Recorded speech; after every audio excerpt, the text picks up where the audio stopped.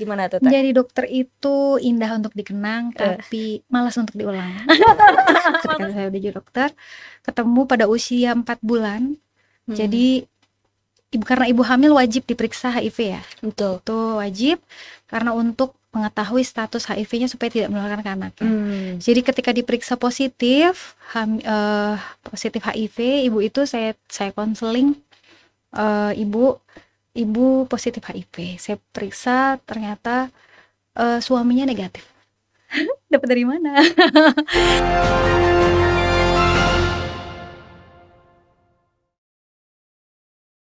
Halo Sobat Ekbis, jumpa lagi dengan saya Syifa Yasmin dalam program Ekbis Banten Podcast. Nah, hari ini kita udah kedatangan narasumber kita, yaitu Bu Isnayati selaku pimpinan atau kepala dari UPTD Puskesmas Pulau Merak. Apa kabar Ibu? Alhamdulillah sehat ya. Alhamdulillah. Akhir-akhir ini kesibukannya ngapain aja nih Bu? Akhir-akhir ini Puskesmas memang sedang disibukkan persiapan akreditasi Puskesmas. Jadi ada akreditasinya juga berarti ya Puskesmas. Jadi betul. Bukan univ atau sekolah doang ya? Udah ketiga kali untuk Puskesmas Pulau Merak. Akreditasinya apa tuh kalau boleh tahu terakhir? Utama. Ya. Itu setara dengan A kah atau B? Enggak, kalau di sekolah-sekolah gitu biasanya. Enggak. Jadi adanya paripurna, utama, madya, dasar. Iya, oke. Jadi nggak tahu tuh apa B, apa AB. Berarti urutan kedua lah ya. Oke. Kesibukannya selain ngurus akreditasi, apakah ada lagi gitu, Bu? Saya memang sebagai kepala Puskesmas Pulau Merak, tapi memang tugas utama saya sebagai dokter umum ya, dokter umum juga. Jadi masih berperan sebagai dokter, melayani masyarakat juga iya, dan juga sebagai kepala juga. Berarti saat ini kesibukannya sebagai dokter di Pulau Merak aja ya? Di Puskesmas Pulau Merak, iya. Tapi selain di Pulau Merak apakah ada? Ke rumah sakit lain juga ya kalau dokter gitu? Klinik swasta. Klinik swasta. Ya. Di berapa klinik tuh Bu kalau boleh tahu? Satu aja itu juga sudah cukup menyetop. Udah tepar juga ya. Berarti sejauh ini udah 2 klinik ya, di utamanya di Puskesmas Pulau Merak, sisanya di tempat lain gitu. Nah Bu, ini aku manggilnya Teteh kah atau Mbak atau Ibu aja nih? Apa aja boleh. Teh Isna ya? Boleh. Teh Isna boleh ya? Oke. Teh Isna ini sebelum saat ini menjadi kepala UPTD Pulau Merak gitu ya, sebelumnya sudah aktif di berbagai rumah sakit kah atau bagaimana nih perjalanannya sampai saat ini di titik menjadi kepala UPTD Pulau Merak nih? Sebelumnya 2011 Januari saya mulai keterima PNS di UPTD Puskesmas Ciwandan selama 9 tahun sampai 2019 Juni ya.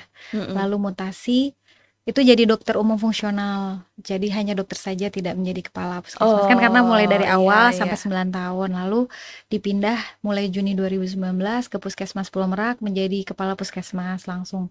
Wah, seperti itu. Langsung menjadi kepala Puskesmas ya setelah 9 tahun perjalanannya menjadi dokter umum ya. Dan saat ini sudah sebagai kepalanya gitu. Tapi sebelumnya kita mundur nih, bagaimanakah seorang dokter Isna ini ya, Teh Isna ini sebelum menjadi dokter pasti belajar dulu dong. Nah itu kalau boleh tahu bagaimana perjalanan Teh Isna ini, apakah dari dulu tuh pengen jadi dokter atau mungkin punya cita-cita lain sebelumnya gitu? Saya SD di SD PWKS 3 Cilegon. Berarti asli Cilegon ya? Asli Cilegon saya, wong asli kene. Jadi SD 3 Cilegon, SD PWKS, lalu SMP Negeri 1 Pulau Merak waktu itu, masih SMP Negeri 1 Pulau Merak, sekarang namanya SMP Negeri 3 Cilegon, lalu SMA 1 Serang, SMA Negeri 1 Serang, lalu kuliah di Universitas Yarsi Jakarta, kedokteran, ambil kedokteran. 4 tahun ya, berapa sih kalau 7 kedokteran? tahun. Wow, lama juga ya 7 tahun. Iya, 7 tahun, makanya cukup lama untuk menjadi seorang dokter ya. 4 tahun kita menjalani kuliah itu dapat gelar sarjana kedokteran. Setelah 4 tahun kita namanya koasisten atau menjadi dokter muda, belum menjadi dokter, masih sarjana kedokteran. Itu magang ya, bahasanya magang, tapi sebenarnya sudah tadi teorinya udah dapat. Nah, prakteknya menjadi praktek untuk mendapatkan gelar dokter, profesi dokter itu 3 tahun lagi di rumah sakit. Untuk mendapat gelar dokter itu beda sama koas ya? Ya itu koas. Oh, itu namanya koas 3 tahun. Makanya koasisten tadi. Iya. Itu saya di RSUD Dr. Slamet Garut, sama di RSDP Rumah Sakit Derajat Prawira Negara Serang. Oh, koasnya berarti di 2 tempat itu ya? Ada lagi, kan banyak. Ada Rumah Sakit Jiwa Pondok Kopi, sama satu lagi di Rumah Sakit Cipto Mangunkusumo untuk forensik. Berarti udah lama banget ya ini perjalanan menjadi seorang dokter ini. Nah, kalau boleh tahu nih Teh, gimana suka dukanya sih sebagai seorang dokter dari dulu Teh Isna menjadi dokter muda sampai saat ini menjadi kepala UPTD gitu. Gimana tuh Teh? Jadi dokter itu indah untuk dikenang, tapi malas untuk diulang. Maksudnya untuk perjuangannya ya. Perjuangan apanya nih? Perjuangan apa ya? Belajarnya kah? Oh ya. Betul. Jadi karena memang terlalu padat ya, sampai nggak gaul gitu. Jadi belajar aja ya. Iya betul. Jadi ya jarang pulang ke rumah, apalagi kalau udah koas ya. Kita bisa nginep berhari-hari di rumah sakit. Serius? Ya, sampai bawa baju. Jadi tinggal di rumah sakit gitu di rumah sakit karena memang kan apalagi pas waktu forensik ya kita harus jagain menanti mayat ya, bedah mayat. Makanya tadi jadi misalnya itu mayat yang sudah lama belum bisa kebayang kan kalau mayat yang udah lama terus ditemukan meninggal, baunya seperti apa. Itu dijagain, maksudnya dijagain di luarnya kan? Ketemu misalnya ada mayat, itu kan untuk bahan pembelajaran koas. Untuk berarti pernah melihat langsung ya? Iya betul, mayat langsung. Jadi waktu dulu pas kuliah kedokteran itu mayatnya sudah di kadaver atau di formalin ya, diawetkan. Nah kalau ini mayat asli pas forensik. Jadi itu kita nunggu itu artinya untuk kalau ada nggak sih misalnya ada korban pembunuhan kayak gitu-gitu. Jadi kita menanti untuk otopsi. Jadi kita belajar untuk otopsi juga. Oh berarti belajar sampai situ juga ya? Semuanya. Jadi semua penyakit dipelajari ya? Oh, jadi gitu. Jadi di situ kalau mayat itu bisa sampai bau sekali ya, belatung udah pada muncul. Itu saya pernah pakai masker 2 nempel di baju sampai kosan. Serius? Jadi sebau itu dong berarti? Betul, nempel udah pakai minyak angin di masker itu supaya saya bisa nyiup minyak angin supaya tetap aja masih bau. Sampai rumah itu masih bau, sampai kosan itu masih nempel baunya. Jadi terus dicuci? Jadi kita harus lepas dari depan supaya nggak masuk sampai kosan gitu. Karena memang mayat yang 3-4 hari atau 5 hari baru ditemukan itu benar-benar baunya busuk ya, sampai makanya itu ada belatung segala macam, bisa nemplok di situ memang karena bau sekali. Jadi sampai lalat dan jadi belatung gitu ya. Tapi suka mengalami pengalaman aneh gak sih selama jadi dokter? Entah itu saat di tempat tadi atau mungkin pasien-pasien yang alhamdulillah enggak sih. Enggak ada. Jadi lancar-lancar aja ya. Misalnya ada yang lihat mayat hantu gitu ya. Alhamdulillah enggak sih. Alhamdulillah ya, jangan sampai jangan. Tapi trauma lagi. Iya, tapi ada teman-teman yang cerita, tapi kalau saya alhamdulillah enggak ngalamin. Sejauh ini lancar-lancar aja ya. Jangan sampai. Jadi memang jaga malam di rumah sakit, ngelewatin kamar mayat dan sebagainya seperti itu. Di rumah sakit nungguin orang bersalin sama kan? Jadi pernah mencoba segala macam bidang kedokteran, penyakit anak, ibu hamil, jiwa ya, dengan ODGJ, orang dengan gangguan jiwa. Kita sampai pernah mendalami dia kenapa sih bisa sakit jiwa kayak gitu ya. Jadi ngobrol sama-sama nggak nyambung gitu kalau sama ODGJ ya. Tapi ya gitu suka dukanya. Jadi kita bisa, kita bisa ditumbuhkan empati, bagaimana kita bisa masuk ke dalam orang-orang yang sakit itu gitu ya. Betul. Jadi bisa memahami bagaimana belum orang sakit yang bukan penyakit kejiwaan ya. Jadi kita itu sebagai dokter tidak boleh sampai masuk ke dalam banget. Maksudnya sampai timbul simpati berlebihan. Kenapa tuh? Gak boleh, karena nanti akan membiaskan diagnosa dan lain sebagainya. Jadi hanya empati saja, tapi tidak boleh simpati berlebihan gitu. Jadi kita bisa secara logis nantinya mengambil keputusan untuk penata laksanaan pasiennya dan lain sebagainya. Oh gitu. Tapi sejauh ini ya dok, setelah dokter menangani berbagai macam pasien gitu, pernahkah mempengaruhi diri dokter itu sendiri? Entah itu mental dan sebagai macamnya lah gitu. Apakah ada pengaruh dari penanganan pasien yang pernah dokter hadapi ini? Justru kalau untuk saya pernah ya. Pokoknya gimana tuh dok? Apa yang dokter rasakan saat itu? Seorang dokter itu tidak mengharap, maksudnya kalau saya ya maksudnya lebih akan merasa puas apabila ada pasiennya ada kesembuhan, terus ada bukan timbal balik misalnya dapat uang lebih karena ini itu ya bonus ya, itu bonus. Itu bonus. Tapi yang paling membuat merasakan puas menjadi seorang dokter apabila pelayanan dia bisa membuat si pasien ini lebih bagus kualitas hidupnya dan sebagainya. Ada contoh ya, ada pasien dengan HIV/AIDS. Nah, dia hamil ya. Alhamdulillah ketemu di puskesmas ketika saya udah jadi dokter, ketemu pada usia 4 bulan. Jadi karena ibu hamil wajib diperiksa HIV ya. Betul. Itu wajib karena untuk mengetahui status HIV-nya supaya tidak menularkan ke anaknya. Jadi ketika diperiksa positif positif HIV, ibu itu saya konseling, ibu positif HIV. Saya periksa ternyata suaminya negatif. Dapat dari mana? Waduh, dapat dari yang lain. Jadi ada seperti itu ya. Tapi banyak gak kasus kayak gitu? Ada penularan seperti. Nah, ini satu contoh ya. Tapi memang suaminya sudah menerima gitu, sudah tahu background dari ibu ini. Jadi sama-sama ingin merubah lebih baik. Sama saya pengen berubah lebih baik, seperti itu. Intinya saya nggak bisa ceritakan lebih detail ya. Akhirnya saya bilang ibu harus berobat untuk HIV-nya supaya tidak menularkan ke anaknya. Itu setiap hari pasien nelfon saya karena setelah minum obat HIV itu efek sampingnya luar biasa, Mbak. Oh gitu. Kalau minum obat HIV sekali-sekali itu bisa sampai lemah, nggak bisa jalan dan lain sebagainya. Itu karena awal adaptasi ya.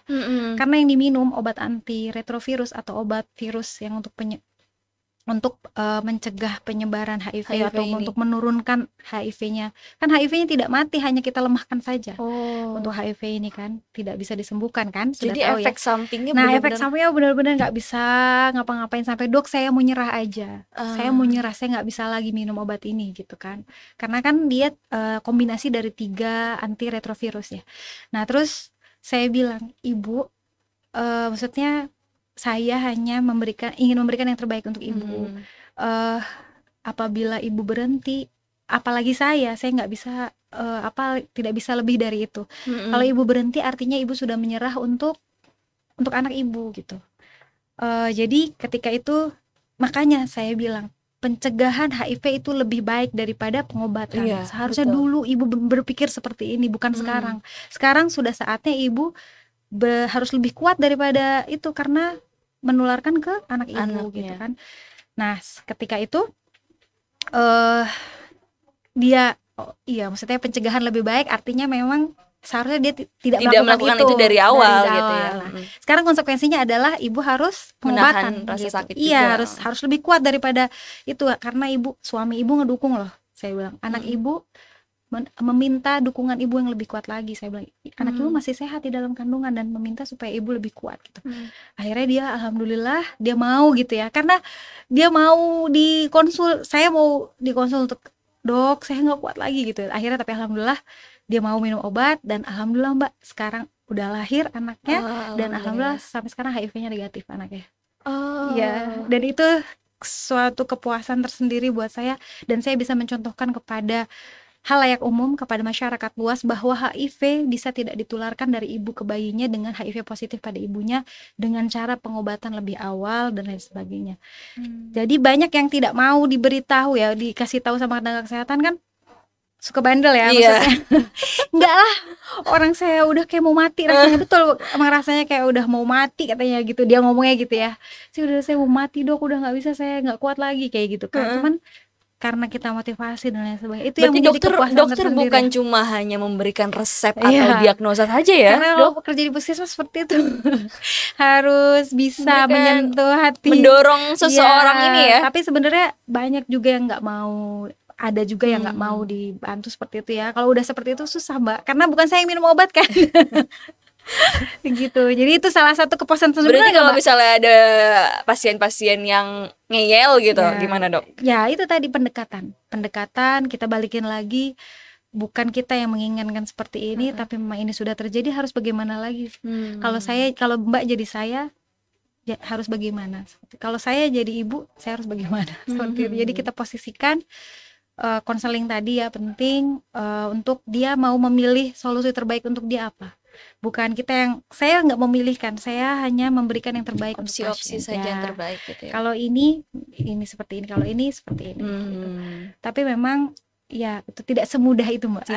Tapi alhamdulillah itu salah satu ya. Maksudnya betul kan Mbak, anak yang memang punya hak untuk hidup sehat harusnya tetap hidup sehat, betul kan? Betul. Banyak di luaran sana yang tidak mengetahui hal ini dan anaknya pun HIV positif semenjak lahir.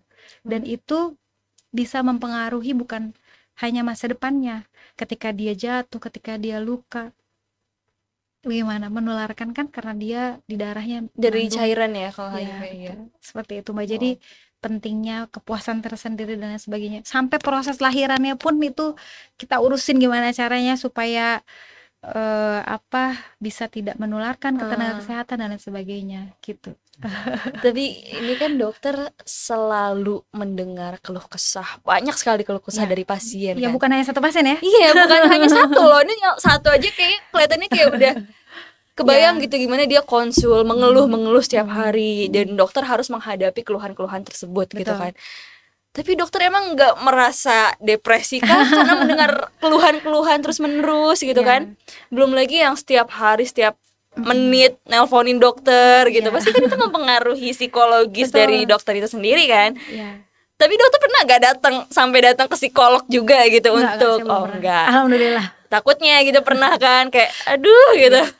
Ya kadang bosan Mbak, tapi ya kita harus balik lagi tujuannya apa.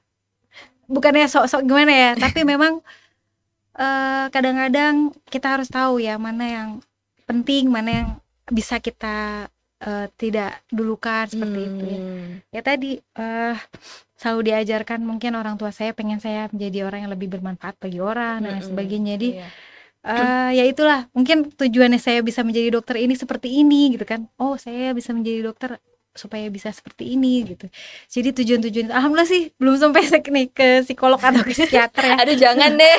Dan alhamdulillah kita juga kan belajar ya di kedokteran itu bagaimana untuk tadi mengenal masalah. Tapi banyak juga ya yang enggak walaupun ngerti tapi tidak menerapkan gitu untuk kesehatan jiwanya dan lain sebagainya. Seperti itu sih Mbak. Berarti kuncinya sebenarnya jangan terlalu sampai dalam juga tadi. Ya karena bakal kebawa juga kita yang kepikiran gitu kan sampai rumah. Ini hanya satu kasus yang saya ceritain. Belum nanti ada kasus ODGJ yang awalnya dia ngamuk, sekarang udah jadi pekerja dan lain sebagainya. Jadi cukup itu suatu kepuasan tersendiri menjadi seorang dokter Mbak. Bukan balasan tadi ya materi. Ya itu salah satu bentuk sukanya ya. Ya itu hak ya, itu bonus. Ya cuman lebih kepuasan jadi seorang dokter apabila ketika pasiennya tadi ya bisa merasa better lebih gitu baik dibandingkan sebelumnya. Awalnya dia orang dengan gangguan jiwa berat, sekarang sudah menjadi orang seperti biasa tapi dia minum obat, tapi dia tetap aktivitas seperti biasa. Berarti dokter juga sudah menangani ODGJ juga. Tapi ya dibantu dengan spesialis jiwa. Kita hanya meneruskan terapinya yang ada di puskesmas. Gitu. Jadi itu salah satu bentuk sukanya ya, ada kepuasan tersendiri menjadi seorang dokter gitu. Cuma dukanya juga banyak gitu ya. Dukanya waktu tersita, pikiran tersita gitu. Tapi dokter, bagaimana dokter memanage waktu antara menjadi dokter dan menjadi seorang ibu kan? Teteh juga sekarang udah menjadi seorang ibu kan. Betul. Berapa anak tuh? Dua anak gitu. Umur berapa tuh? Yang satu 11 tahun, yang satu 6 tahun. Oh masih SD berarti ya? Yang satu masih TK. SD kelas 6, yang satu TK. Nah itu gimana tuh antara memanage bagaimana menjadi seorang dokter dan menjadi seorang ibu sekaligus istri gitu? Sulit kan pasti? Benar. Karena memang kadang-kadang kerjaan dibawa ke rumah ya, maksudnya pikiran ya. Iya, pasti. Ya tadi kalau bisa kerjaan sampai di jam kerja, kalau udah di rumah kita usahakan untuk berganti anak-anak peran di rumah. gitu ya. Ya, cuman memang kadang-kadang nggak segampang itu ya. Kadang-kadang pasien juga masih ke rumah gitu. Kadang saya kasih pengertian bahwa kita ngobrol lagi besok ya. Atau kalau memang nggak bisa banget, baru saya harus terpaksa harus tetap luangin waktu untuk pasien tersebut gitu. Kalau memang benar-benar nggak bisa, saya tolak gitu.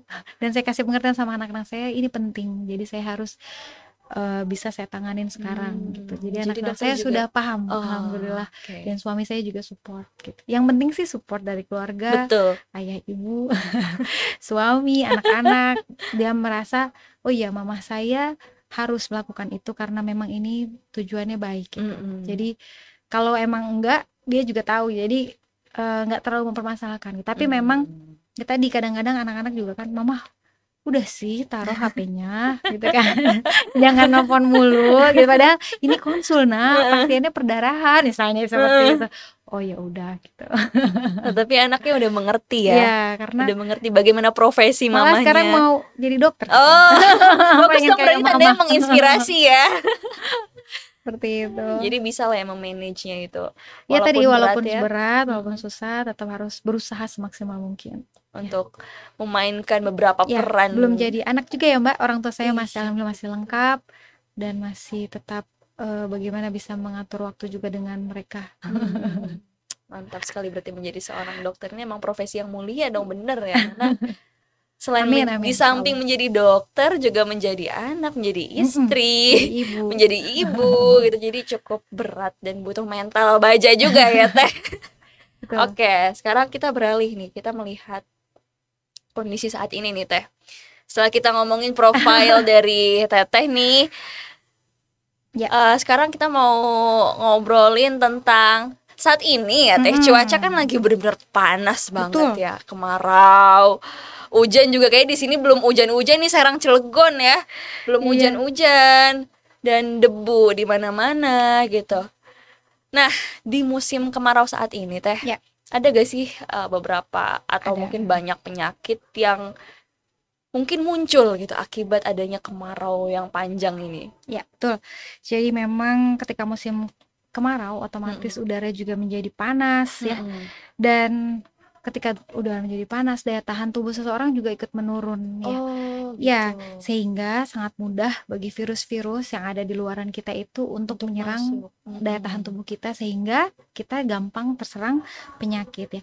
Jadi faktor kondisi sekitar seperti udara kering, sumber air yang berkurang, banyaknya lalat ya, terus debu berterbangan itu membuat lingkungan jadi tidak sehat.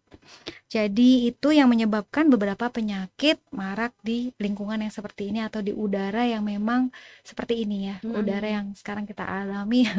Malah ada gambarnya ya, matahari sebelah sini ada kota Serang, kota Cilegon, seperti bumi katanya. Saking panasnya, iya. Saking panasnya tuh. Ya. Jadi banyaknya dampak tersebut menyebabkan beberapa penyakit. Pertama bisa yang tadi saya ceritakan, ada gatal-gatal juga bisa ya, karena misalnya udaranya terlalu kering, kulit kita juga ikut kering ya. Jadi gatal gitu ya. Bisa jadi karena tadi kulit bereaksi terhadap perubahan cuaca. Sehingga mudah kering. Terus diare. Diare juga ngaruh gitu. Berkurangnya pasokan air bersih. Betul kan, banyak berita-berita ya, pasokan air bersih berkurang sehingga mengganggu aktivitas seperti proses pencucian makanan yang kurang maksimal. Terus peralatannya juga tidak kurang bersih ya. Sehingga santapan kurang higienis ini juga bisa menyebabkan diare. Lalu sakit mata ya, banyak iritasi mata. Betul. Karena apalagi yang tinggal di Cilegon ya.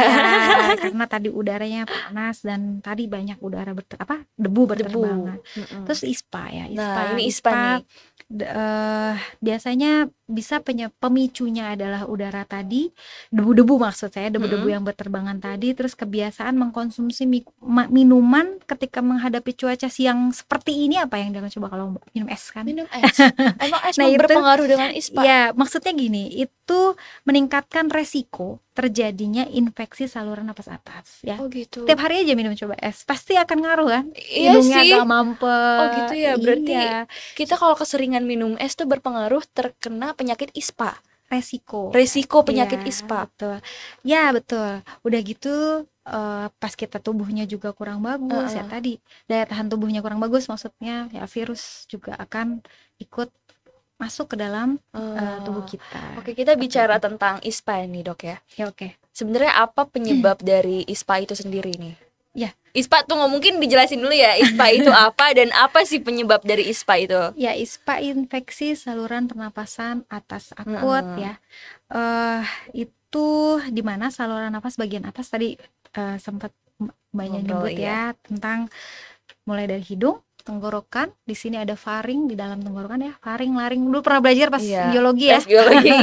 Faring, laring sampai bronkus ya. Nah itu infeksi jadi infeksi ya, tadi infeksi saluran napas atas bagian atas akut ya. Nah ini disebabkan oleh virus tapi juga bisa bakteri juga ya. Dan ini ya tadi, jadi tadi menyebabkan ISPA karena tadi nyerang bisa, kalau hidung namanya rinitis ya, kalau laringitis, kalau tenggorokan faringitis, itis pokoknya semua itis tuh ISPA masuknya ya. Bronkitis ya. Nah itu gejala-gejala kalau kita tahu kena ISPA itu kayak gimana, Dok? Mungkin udah pada banyak tahu ya, batuk, pilek ya, radang tenggorokan atau sakit tenggorokan bahasanya mereka ya. Itu masuk ISPA ya, ternyata sakit tenggorokan tuh. Hidung tersumbat, sakit kepala, ada demam ya, terus bersin, terus suka gampang lelah, badannya suka sakit-sakit gitu kan. Iya. Kayaknya saya kena ISPA deh. Ya, gejala ini biasanya muncul 3 hari setelah paparan virus tadi. Karena memang tadi daya tahan tubuhnya kurang bagus. Terus dan ini biasanya bertahan 7-10 hari ya. Namun pada beberapa orang bisa bertahan hingga 3 minggu. Artinya tergantung daya tahan tubuh orang tersebut ya. Jadi setelah virus itu masuk ya, tadi biasanya bertahan batuk pileknya ini berapa lama sih? Ya, semingguan gitu ya, tadi paling lama ada yang bisa sampai 3 minggu. Iya, kalau nggak hilang-hilang. Makanya. Tapi kan ada ya yang batuk nggak hilang-hilang tuh, salah satunya nenek saya nih.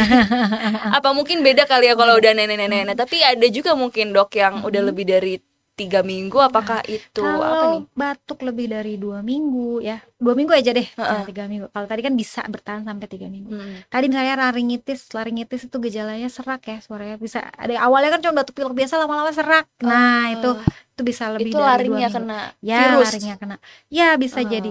Cuman itu menyerang pita suara kan, makanya suaranya jadi serak. Cuman kalau ada juga misalnya lebih dari 2 minggu tadi tapi batuk, gejalanya batuk, itu bisa menyerang ke paru-parunya. Artinya kan bukan saluran napas atas lagi, berarti nyebar sudah bukan nyebar. Artinya curiga infeksi lainnya, bukan ISPA. Jadi gitu. Paru-parunya yang kena, berarti kan bukan ISPA lagi. Kalau udah bukan ISPA, paru-parunya tadi harus dicegah, bisa TBC ya, bisa pneumonia atau infeksi karena bakteri pneumonia yang menyerang paru-paru. Jadi kalau batuknya udah lebih dari 2 minggu itu harus cek dokter tandanya ya. Kalau udah bukan ISPA lagi. Saya yakin ya, rata-rata sih yang berobat ke saya pasien 3 hari juga udah nggak nyaman pasti udah ada ke dokter biasanya. Tapi ada yang misalnya ditahan-tahan aja, ada udah seminggu kok baru kesini gitu kan, atau udah 2 minggu baru kesini, udah sampai suaranya nggak ada gitu kan, baru datang ke dokter gitu kan. Padahal nyampe parah dulu ya. Ada yang 1 hari juga udah datang. Nah ini yang nggak kuat sakit nih. Iya benar. Ada yang 1 hari kenapa nih? Iya betul. Ada yang 1 hari baru 1 hari gitu ya. Cuman masa saya bilang baru 1 hari Bu. Enggak ya. Jadi mungkin nggak dokter untuk memastikan gitu ya. Ya sama untuk minta obat untuk mengurangi gejala-gejala tersebut. Misalnya pusing untuk mengurangi gejala pusingnya, atau tadi pilek supaya nggak terlalu mampet kayak gitu. Ngaruh juga ke pusing ya. Pusing, cepet capek ya. Nah lalu apa saja antisipasi yang bisa dilakukan nih Dok supaya karena tidak terkena kita ISPA? Tadi ya supaya tidak terkena ISPA tentunya harus daya tahan tubuh kita harus bagus. Artinya kalau memang kita mulai lagi dari awal ya, PHBS, perilaku hidup bersih sehat, itu penting, cuci tangan pakai sabun ya Mbak. Bukan air doang ya, apalagi aqua diginiin. Pakai sabun, terus apa namanya, karena kan kita sering sentuh-sentuh bagian muka, tapi nggak sering cuci tangan. Dulu ya ingat pas zaman COVID kita selalu pegang hand sanitizer ya. Nah masih seharusnya masih diterapkan ya. Perilaku hidup bersih sehat. Terus apalagi tadi ya, makan teratur tetap, karena itu akan meningkatkan daya tahan tubuh. Artinya kalau gizi kita bagus, otomatis asupan kita bagus, otomatis daya tahan tubuh kita juga bagus. Apabila kita punya kegiatan yang berlebihan, maksudnya memang lagi over, lagi hektik banget lah pokoknya. Ya betul. Nah itu boleh untuk tambahkan suplemen, misalnya vitamin C dosis tinggi dan lain sebagainya.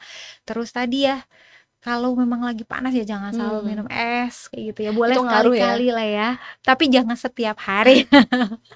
Seperti itu. Agaknya setiap hari sih. Tapi itu ternyata nggak baik juga ya minum es setiap hari ya. Ya, jadi di cuaca panas kayak gini. Karena itu gimana pengaruhnya sih dok? Maksudnya karena tadi bisa suhu tubuh kita terlalu panas, terus esnya dingin gitu. Jadi mempengaruhi gitu ya. Jadi maksudnya kan karena es tuh bisa sok aja coba seminggu aja terus-terusan es, saya ini langsung pilek biasanya. Maksudnya bisa mempengaruhi mempengaruhi.